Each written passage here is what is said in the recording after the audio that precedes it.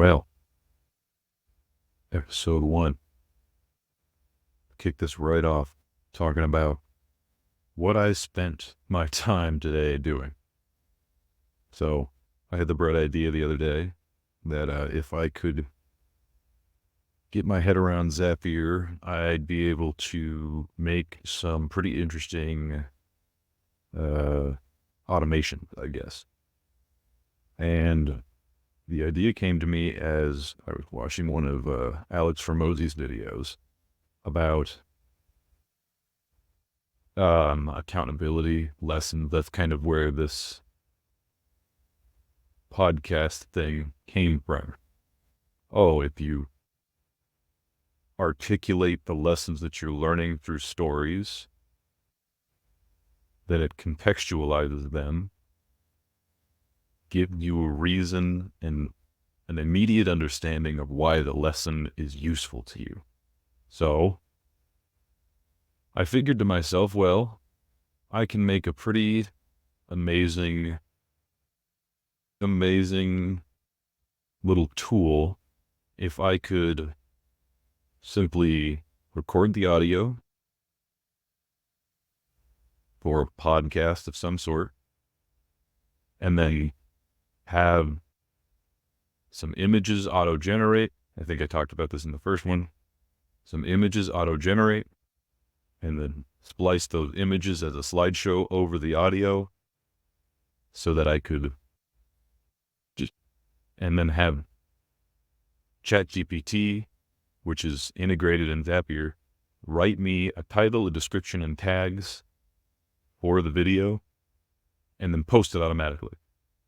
I started about 10 a.m. today, and it is now 7. I tried pretty hard. I don't know how to use APIs kind of in general. I know how to use ChatGPT to write me an API request, and that's about as best as I got. So Zapier provides the ability to do custom webhooks and stuff like that, but I'm not that guy. So it even has a little copilot in the website that'll help you. It'll write the whole thing. You just got to tell it what to fix, and I still couldn't get it to upload a video the way I wanted it to. So I ran into a bunch of issues. I definitely learned my way around Zapier pretty well. Got some pretty interesting features out of it.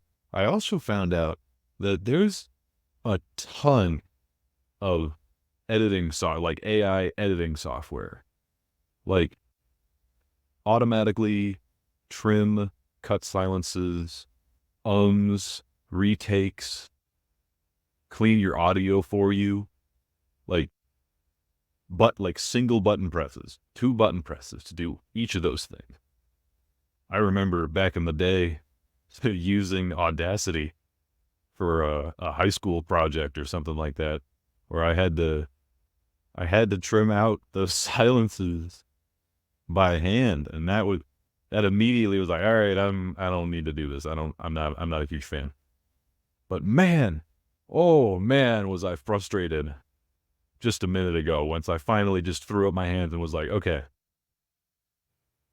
automatically doing the entire process is not going to work for me, at least not right now. But I've set up the first part over and over again, so I already have the ability to automatically make a transcript for to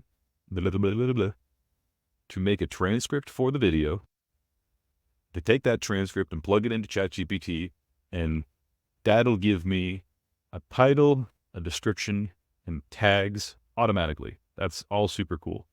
But right now, I'm having it upload the title, description, and tags to a Google Doc that's in my folder that I'm using to hold my videos that I'm manually editing from the audio file, which Descript became my favorite thing. There was also a favorite AI editing software. There is literally a dozen. Even the ones that I found, there's a dozen at various price points with various features. There's even one that's specifically designed for podcasts. I think it's called Clean Voice. And they're all great, except they don't have integration with Zapier, which was what my goal for that was. Okay. That was the nuts and bolts of what I spent today doing. Now that I got that off my chest, what did I learn from this? Because, man, that was annoying. I came in here with big, grand goals, and I was like, oh, man, I can have a robot do all of the editing for me. I never need to think about editing this.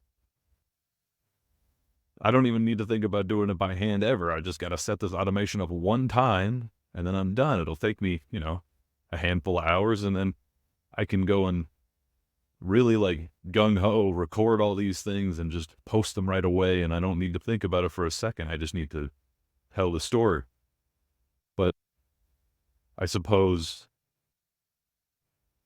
making this task, I don't know, a 15-minute thing going forward instead of a 6-hour thing or 8-9-hour thing is an improvement.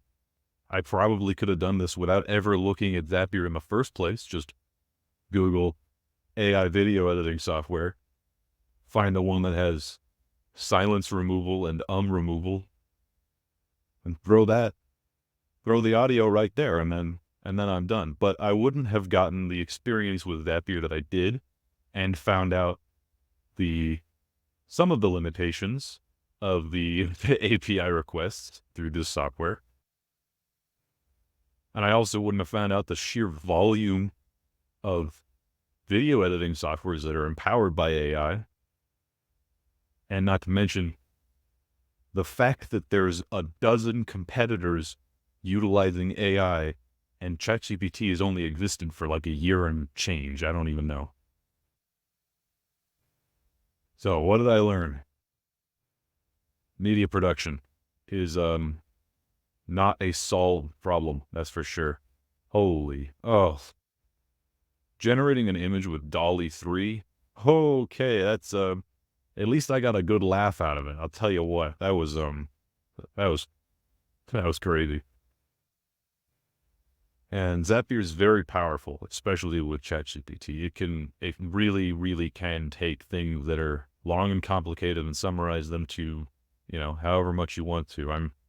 I'm sure every single student already knows this, but just having it in a automatic workflow kind of application is incredibly powerful. Cheap editing, very fast editing is just so good to have, especially for like the basics. Just like I said, the silence removal and the ums. That's gold already. And I suppose I also learned a certain kind of limitation in that I know how powerful these tools can be, and maybe I've learned a limitation of the power of these tools here. But I am not a super user of these tools yet. I need to come up on the learning curve, but I will say that the learning curve feels much, much, much, much shorter than it did when the learning curve started with, okay, go learn Python. But yeah, that was a good lesson already, and it's been less than 10 hours since I recorded the first one, let alone posted it. That one just went up 5 minutes ago. I think I also found myself quite frustrated with what I spent my day doing, because I know that this is not my top priority. This is not number one most return on time that I could have done it all. This is probably, the whole investing in myself idea on a long enough time horizon, maybe setting this up, and especially, I should add a summary to send myself. That would be a good one. All right, well, There you go. There's an extra bit of value that I've just given myself here.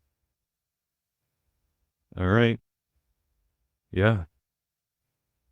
But yeah, the investing in myself kind of ideas will probably outweigh this later on. I think I think the next thing that I should really focus on is planning again. I spent, what's today? The 23rd?